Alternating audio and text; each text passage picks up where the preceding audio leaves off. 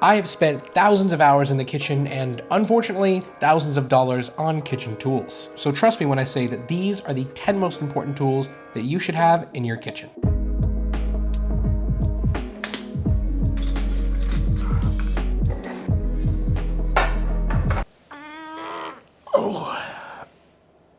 It's creaking. Now, if you're thinking that this is going to be a list full of expensive tools and appliances, you'd be wrong. Everything on this list, with the exception of 2 things, can be found for under $10. And of course, links for everything, including a few honorable mentions, will be down below. But if you can find it cheaper somewhere else, then definitely get it there, and don't worry about using my links, just save some money. Number 10, bench scraper. Now, the bench scraper is a fun one to start off with because I don't actually ever use it for its intended purpose, as a dough cutter, to cut dough. As most of you know, I'm a pretty horrendous baker, so it doesn't ever really happen. But I can tell you that I use this thing almost every time that I cook for 2 specific reasons. The first, scooping. Now, I'm sure all of you have been in the position where you're cutting up some vegetables and your gut reaction is to take your knife and scoop up the vegetables and move them to wherever they need to go. Don't do that. It's dangerous, you can cut your hand, you're gonna dull your blade, all around like not the safest thing to do. That's where the bench scraper comes in. Instead of risking your fingertips and dulling your blade, you grab a bench scraper and it does the same thing, but actually better. It has a wider surface area and a much better handle, which means you can get more leverage and you can scoop up more in one go versus having to scoop a little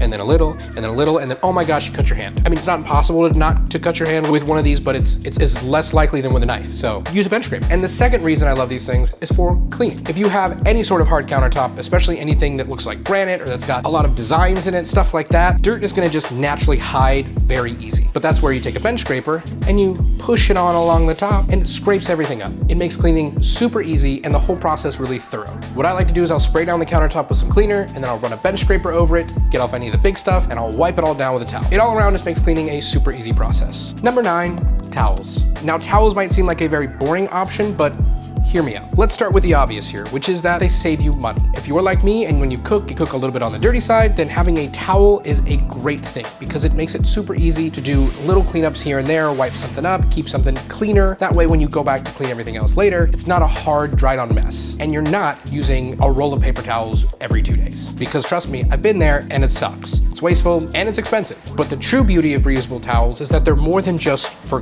wiping and cleaning. They are incredibly versatile. Not only can you use them to clean up your prep or your counter or your table, but they are my absolute go-to item when it comes to handling hot things.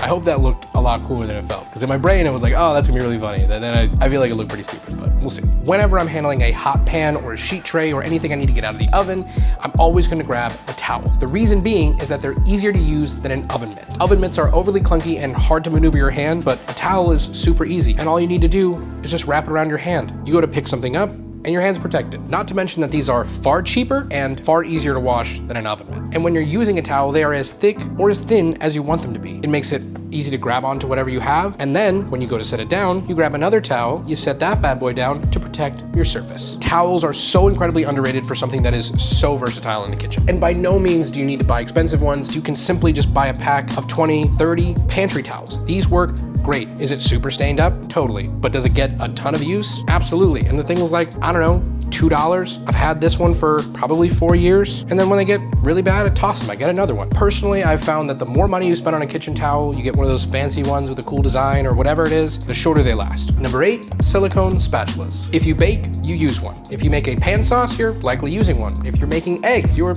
using one. If you're cleaning out a bowl of something that you had in the bowl, you're also probably gonna use one. Silicone spatulas are simultaneously one of the toughest things I have in the kitchen, as well as the softest thing. They take an absolute beating, but they're also really soft, right? It doesn't scratch up my bowls, it doesn't scratch up my pans, it doesn't scratch anything. They're delicate, they're gentle, and they're so easy to use. But not all silicone spatulas are made the same. These are mine, and if you can't tell, they all share one thing in common. They are a solid piece of silicone from top to bottom. Now, why is this important? If you have one that has a seam, I don't even have one to show you because I don't own one, but if you have one that has a seam that meets at the head, then what's likely gonna happen is over time, food's gonna get stuck in that crevice and it's gonna get nasty and gross. But if you have a spatula that is entirely made of silicone from top to bottom, there's no seam for stuff to get wedged into. And you can say, oh, well, I'll just like clean it really well and I'll make sure I get it all out. I do that. Like that's something that I do. That's something that in theory everybody does. Probably not everybody, but it should be everybody. But yet somehow it just happens. Like stuff just gets stuck. It happens, it's nobody's fault. It's It's life. Life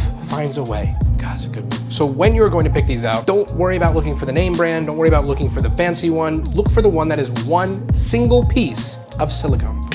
Number 7, thermometers. Now, before I start going into this, I need to preface by saying you do not need an expensive thermometer, period. Are there benefits to a more expensive thermometer? Sure. But do you need one? No. You can absolutely get away with a cheap instant read, quote unquote instant read, because it's not super instant. When you get on the cheaper end, it goes a little bit slower, but it still reads an accurate temperature. That's the important thing. Whether your thermometer is $100 or $10, it doesn't matter as long as it reads an accurate temperature. Now, as far as the types of thermometers you might encounter, there are 4 major ones. The first, and arguably most important, is the pen type thermometers. These simply look like a pen. You push them into whatever you're trying to read, and it tells you the temperature. Plain and simple. If you have this, you can do basically everything. Next up are wireless probe thermometers. These are thermometers that you're gonna put inside to a piece of meat and let it sit there the entire time it cooks. Some of them communicate with an app, while others have a standalone reader. When it comes to purchasing one of these types of thermometers, you're gonna wanna consider the distance you can get away from it and the battery life. Some of them will connect to Wi-Fi and you can go as far away as you want and still read the temperature. And others, you walk 10 feet away or through maybe a door and it's gone. So just think about your situation and how you plan to use it. Next up, we have a clip thermometer or a long-term thermometer or however you wanna put it. I'm sure there's an actual name for it, but really I'm just talking about a thermometer that you really wouldn't put into a piece of meat. Usually you're gonna use them for oil temps or candy sugar temps, stuff like that. Something you clip to the side of a pot and let it read your temperature. They are technically going to be the cheapest, but they're also really situational. So if you aren't frying things or, making candy sugar, then there's really not a point to having. And last up, even more situational, an infrared thermometer. All this is just a thermometer that you can point at something and it will tell you what the temperature is. It is 100% useless when checking food temperatures, but super useful if you want to check the temperature of your oven, the temperature of your pan, stuff like that. Something that you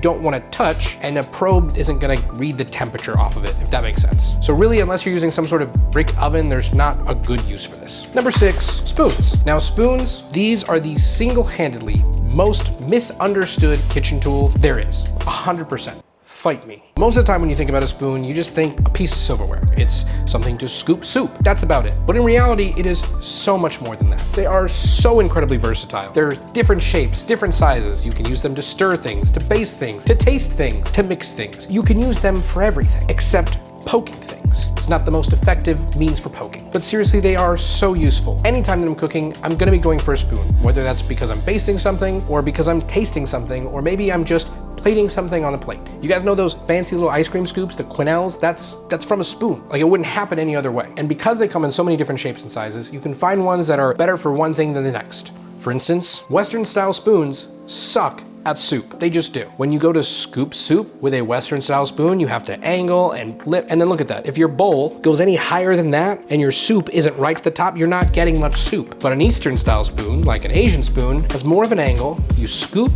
and lift. It's flawless. Flawless design. And there are so many different shapes, different sizes, that you can find yourself using them for just about everything. Whether you're measuring ingredients out or tasting something or mixing something together, there's a spoon for you. But most importantly, they are incredibly cheap and they're not gonna break on you. Number 5, deli containers. Sorta. Now this is one that I've had an internal battle for and an external battle for over the last year. I grew up absolutely loving deli containers, and I still do. The beauty of these is that they are incredibly cheap and they're a standard size. An 8 ounce, a 16 ounce, and a 32 ounce. It makes prepping, it makes cooking, it makes storing food incredibly easy. But there is a caveat. While these are incredibly cheap and easy to use, that also means that they are fragile and they will typically crack and break over time. And even though the volume is standardized, the lid shapes aren't. So occasionally, if you are one to collect these from takeout restaurants or you just buy them in bulk off the internet, you're gonna run into an issue where a lid will fit one of them just fine, but then take it off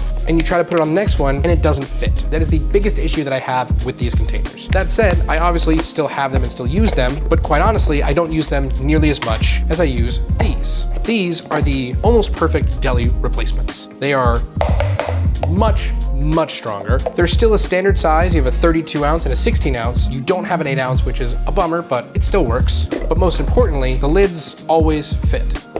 Every single one. And they're airtight, watertight, they work fantastic.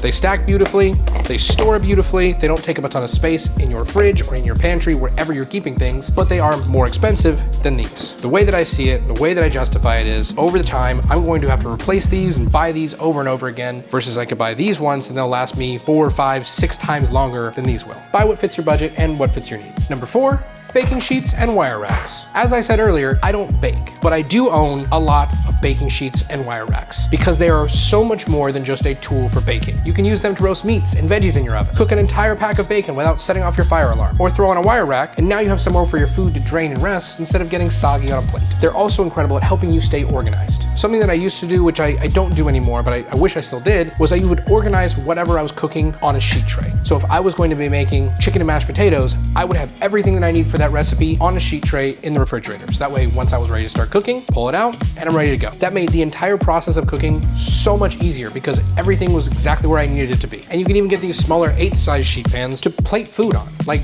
this is something that you totally see at like one of those cool, trendy outdoor places, and they put your food on it and they serve it to you, and like, you could do that at home. It makes dinner more fun, so why not? But when it comes to purchasing these things, it is so very, very important that you do not go off and buy fancy coated ones that are from some brand that are really expensive. Don't do it. It's not worth it. They are literally never worth it. You see, the problem with these types of pans is that there's no standard size to them at all, whatsoever. Like, this is supposed to be, I would assume, a half sheet tray, but it doesn't fit or match up with my other half sheet trays. See? And this one is supposed to be a 4th sheet tray, but does it fit with the rest of my 4th sheet trays? Absolutely not. When you buy sheet trays like this, you're spending money on something that you're gonna have to throw away eventually because the coatings get all nasty and they don't fit. Like, this is gonna be you. You're gonna be sitting there at your cupboard or drawer, wherever you put these, fighting, trying to put these in somewhere, trying to make it fit, make it work. It's not gonna happen because none of them fit together. But if you go to literally any kitchen supply store and buy standardized sheet trays, they're always gonna fit.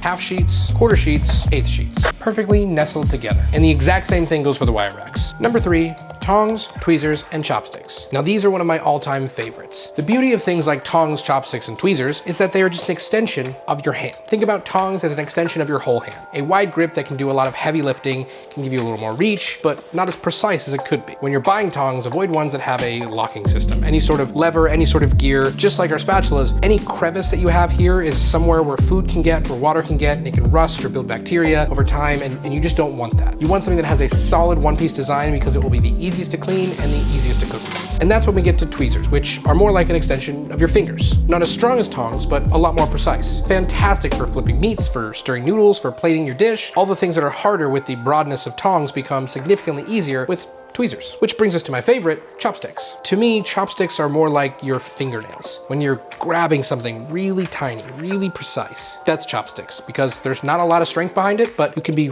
really, really, really precise. Chopsticks are an all-around start to finish tool. You can use them to prep your dish, you can use them to cook your dish, and then you use them to eat your dish. I may be slightly biased because I grew up loving chopsticks, but I truly think that this is an incredible tool to have inside your kitchen because it does so much. From flipping to stirring to whisking to plating to eating, they do it all. So I would highly recommend getting a pair. Or 2. Number 2, pots and pans. Now this is where things can get a little more expensive. Generally speaking, good pots and pans are not cheap, but they can be affordable. It really all depends on how you look at pots and pans. The way that I see it is if you invest in quality pots and pans, they're going to last you a lifetime. You're not gonna need to replace them. Maybe a lid here or there that goes missing during a move, or if you get a non-stick, yeah, that you're gonna have to replace. But if you get quality stainless steel, it's going to last you and your children's lifetime and probably far after. It is one of the few times that I would suggest in investing of something of better quality. And when you're investing in quality, remember the number 1 most important rule: you do not need to buy a set. Period. When you're buying cookware in a big set that's like, hey, here's every single piece, you're not going to use 60% of that, maybe more. You end up saving some money on the pieces that you want, but then spending money on stuff that you're never going to use. I will always, always, always recommend to buy pieces one at a time as you need them. If you're a single person household, or you're in college, or it's just you, get a 10-inch skillet. That's going to do 90% of what you need. Then get yourself a 4-quart pot because you're probably going to have to boil some stuff. But then between those two, you've got almost everything you need. It isn't until down the line, as you're starting to cook more and you're developing your skills and you're cooking different things with different techniques, that you're going to need to expand, or you're going to want to expand what you have. But I can tell you with 100% certainty that if I was going to start my pan collection over again today, it would be made of 3 pans: a 10-inch stainless steel skillet, a 4-quart pot, and a 12-inch nonstick pan. You only need one of these, and even then you don't technically need it. But I understand the want for it because cooking on nonstick is a lot easier than cooking on some other stuff, but it is worth the effort to learn how to cook on stainless steel or cast iron or carbon steel than to always cook on nonstick. Because nonstick, it doesn't matter if you spend $1,000 on your nonstick pan or $20.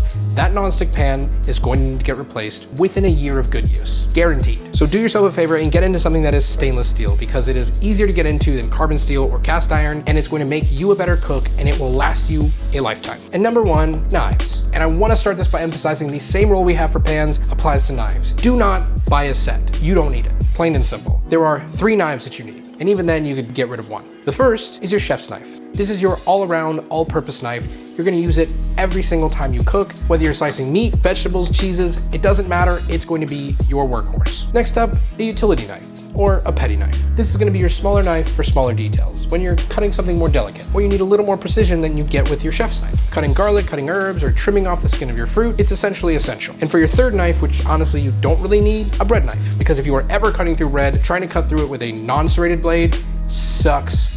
Total suckness. Plain and simple. But if you decide to get one, just know that this is the one you can spend the absolute least amount of money on. Because it has a serrated edge, you're not really gonna sharpen it. You can get it sharpened, but it's almost never worth it to get it sharpened. This is the knife that you're going to use until it is dull in the face, and then you're just gonna throw it away and buy a new one. Because it really is simply not cost effective to spend a ton of money on a really nice bread knife and then have to sharpen it and spend the money again and again and again. Because it just really isn't cost effective to get these sharpened, because not everyone does it. So if you're gonna buy one, buy something that's cheap, because you're rarely ever going to use it, and then when it eventually goes dull, you'll just replace it. But as for these 2 knives, this is where you can spend a little bit more. But first things first, I want you to know you do not have to spend a ton of money at all. You certainly can, but ultimately you don't have to. What you're looking for when you're buying one of these knives is that it's comfortable in your hand, it's made of good quality steel, and it has a good quality handle, and it's something you're going to enjoy using. Just like your pots and pans, buying a quality knife is going to last you a lifetime. All you really have to do is just keep it clean, don't smack it on anything, and keep it sharp, because as we all know, a dull knife is a dangerous knife. Thank you so much for watching. I really hope that you enjoyed it, and I really hope that you learned something. Here's a photo of me with purple hair, and I'll see you next week.